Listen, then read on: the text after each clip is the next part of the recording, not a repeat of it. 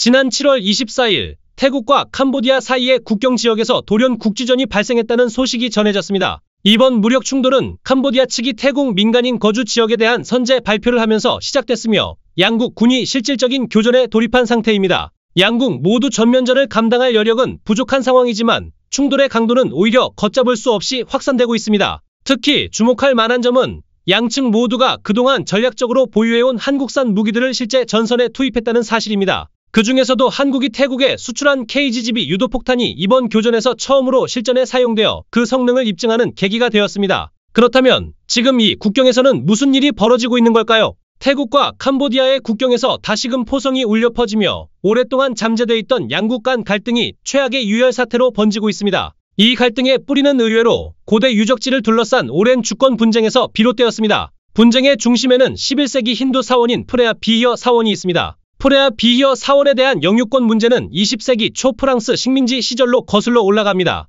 프랑스가 제작한 당시 국경 지도가 산맥의 분수령이라는 국제적인 관례를 무시하고 사원을 캄보디아 영토로 표기했던 것이 화근이었습니다. 태국은 오랫동안 이 사실을 인지하지 못했고 결국 이 지도는 훗날 양국 간 충돌의 불씨가 되었습니다. 1962년 국제사법재판소는 태국이 오랜 기간 지도에 이의를 제기하지 않았다는 점을 근거로 프레아 비히어 사원이 캄보디아의 주권하에 있다고 판결했습니다. 하지만 태국은 사원 자체의 소유권은 인정하면서도 사원으로 향하는 주요 길목을 포함한 주변 4.6의 부지에 대해서는 여전히 자국 영토임을 주장하며 갈등을 이어갔습니다. 갈등은 2008년 캄보디아가 프레아 비히어 사원을 유네스코 세계문화유산으로 단독 등재하면서 다시 격화되었습니다. 이 조치는 태국 국민 감정을 자극했고 결과적으로 양국은 2011년까지 수차례에 걸쳐 무력 충돌을 벌였습니다. 한동안 소강 상태를 보이던 국경 지역은 올해 다시금 긴장 국면에 들어섰습니다. 지난 5월 28일 에메랄드 삼각지대로 불리는 국경지대에서 양국 군대 사이에 단기간에 교전이 벌어졌고 이로 인해 캄보디아 군인 1명이 사망했습니다.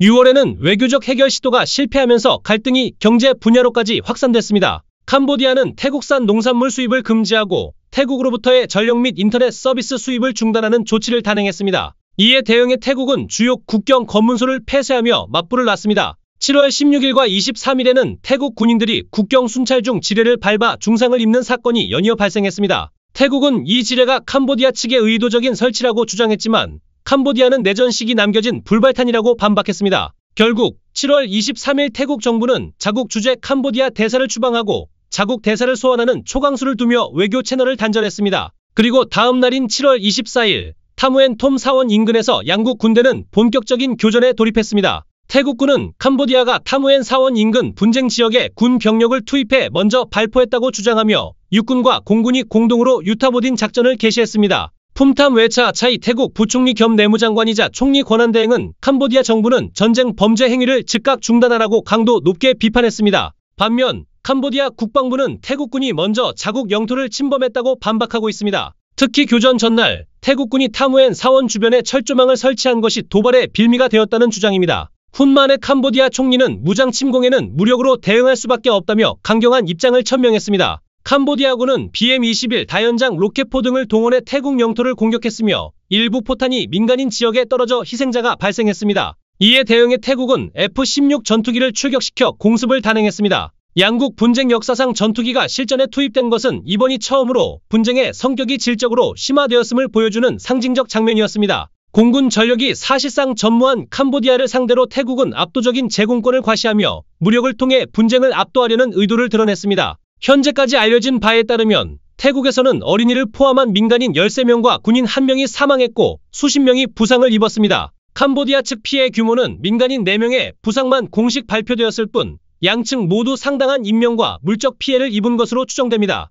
교전이 격화되자 국경 지역의 태국 주민 약 11만 명과 캄보디아 주민 약 4만 명 이상이 긴급히 대피했습니다. 현재 양국은 정규군까지 대거 국경에 투입하면서 사실상 전면전 양상으로 번지고 있습니다. 캄보디아는 제4군 관할의 제8사단과 제9사단을 투입했고 태국은 제2군 관할의 수나리 부대, 제1군 관할의 블라파 부대 그리고 국경 수비대인 타암프란을 동원한 상황입니다. 동원되는 병력 규모가 커짐에 따라 장비의 다양성도 함께 확대되고 있습니다. 구소련과 미국의 냉전기 전차, 현대적인 미국산 장갑차 및 경전차, 무반동포, RPG-7 등 다양한 무기체계가 실전에 투입되고 있습니다. 특히 눈에 띄는 점은 양국 모두 한국산 무기를 전면적으로 실전 배치했다는 사실입니다. 태국은 F-16 전투기를 공습에 투입할 당시 2022년 한국에서 수입한 KGB 유도폭탄을 장착했던 것으로 뒤늦게 확인되었습니다. 태국은 또한 한국산 T-50TH 고등훈련기 겸 경전투기를 보유하고 있으며 이는 태국의 요구에 따라 FA-50을 훈련과 실전에 모두 사용할 수 있도록 현지화한 기종입니다.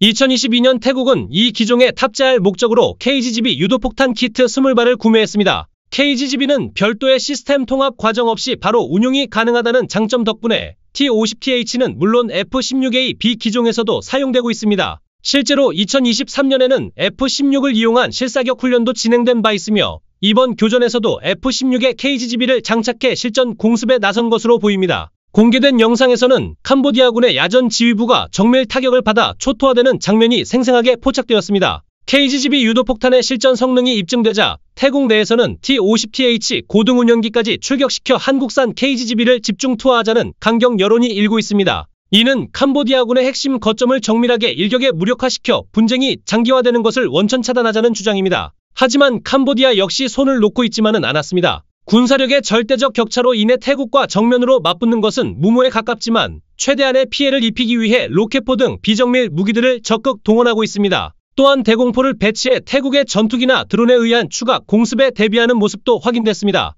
실제로 태국군 드론을 격추한 영상도 공개되었으며 이 과정에서 한국산 K511 군용 수송 차량에 대공포를 탑재해 운용하는 장면이 포착되었습니다. 우리에게 익숙한 두돈반 트럭이 맞습니다. 캄보디아는 2010년부터 여러 차례에 걸쳐 한국군의 노후 퇴역 차량을 공여받았고 그 수는 수천 대에 달합니다. 캄보디아는 이 차량들을 공수여단인 제91여단에 우선 배치해 개조하여 운용했으며 2017년부터는 성능에 만족해 일반 부대에도 K511 차량을 광범위하게 배치하기 시작했습니다. 이번 분쟁 상황에서 이 차량들이 실전에 투입되는 모습이 확인된 것입니다. 결과적으로 현재 분쟁 중인 양국 모두가 한국산 무기를 들고 교전하는 아이러니한 장면이 연출되고 있습니다. 한국 입장에서는 무기의 실전 데이터를 확보할 수 있는 기회이기도 하지만 동남아시아의 복잡한 지정학적 환경을 고려할 때 분쟁이 격화되거나 장기화되는 것은 결코 바람직하지 않은 시나리오입니다. 이는 당사국들인 태국과 캄보디아도 마찬가지입니다. 앞서 언급했듯이 캄보디아는 군사력 면에서 태국과 비교가 되지 않아 전면전이 벌어질 경우 승산이 거의 없습니다. 가능성은 낮지만 캄보디아가 중국과 긴밀한 관계를 맺고 있다는 점에서 중국의 개입 가능성도 완전히 배제할 수는 없습니다. 만약 실제로 중국이 개입하는 상황이 발생한다면 동남아 지역을 넘어 동북아 전체의 군사적 긴장감이 고조되며 한국 역시 영향을 받을 수밖에 없습니다. 한편 태국은 현재 총리 공석 상태 등으로 인해 정치적으로 매우 불안정한 상황입니다. 이러한 상태에서 전면전에 돌입할 경우 내부 혼란과 자멸의 가능성까지도 배제할 수 없습니다. 국경 폐쇄와 교육 중단은 양국 모두의 경제에 직접적인 타격을 주고 있으며 태국 상무부는 국경 폐쇄가 연말까지 이어질 경우 약 600억 바트 약 2조 2천억 원의 국경 무역 손실이 발생할 것으로 전망하고 있습니다. 이로 인해 태국의 전체 국경 무역 성장률이 2%대로 하락할 수 있다는 우려도 제기되고 있습니다. 양국의 상인들과 주민들은 생계 자체가 위협받고 있으며 특히 캄보디아는 태국으로부터 연료와 식료품을 수입에 의존하고 있는 상황이기에 피해가 더욱 큽니다. 결국 이번 분쟁이 장기화될 경우 태국과 캄보디아 모두 무사하지 못할 것이라는 경고가 나오는 이유입니다. 문제는 현재 양국이 이성적 판단보다 민족 감정에 사로잡혀 점차 전면전으로 향해 가고 있다는 점입니다. 갈등이 단순한 국경 분쟁을 넘어 국가 정체성과 자존심의 문제로 전이되었기 때문입니다. 이러한 감정의 골은 극복하기 어려운 것이며 우리 역시 이를 잘 알고 있습니다. 그러나 지금 이 갈등이 더 확산된다면 태국과 캄보디아는 모두 되돌릴 수 없는 상황에 빠질 수 있습니다. 캄보디아는 전면전에서 철저한 패배가 불가피하고 태국 역시 정치적 공백 상태에서 전쟁을 감행할 경우 내전이나 외세의 개입으로 국가적 붕괴에 이를 수도 있습니다. 한국 입장에서는 무기 실전 테스트라는 측면에서 일정 부분 전략적 이익이 발생하는 것도 사실입니다. 그러나 그보다 중요한 것은 이 지역의 안보와 안정이 유지되는 것이며 아시아의 국제 정세가 이 이상 악화되지 않도록 양국이 하루빨리 이성을 되찾고 대화의 장으로 돌아가길 바라는 마음이 큽니다.